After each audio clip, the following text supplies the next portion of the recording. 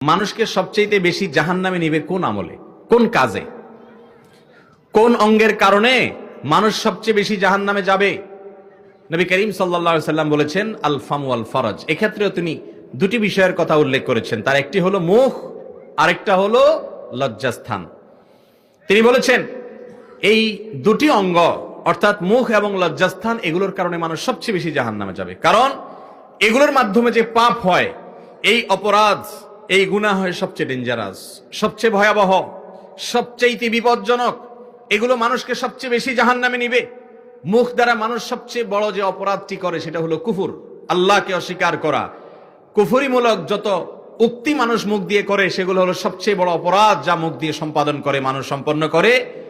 আর এই মুখ দিয়ে মানুষ হারাম খায়, এই মুখ দিয়ে মানুষ মিথ্যা কথা বলে, এই মুখ দিয়ে মানুষ গীবত শেকায়েত করে, এই মুখ দিয়ে মানুষ গালমন্দ করে, এই মুখ দিয়ে মানুষ মানুষকে আঘাত করে।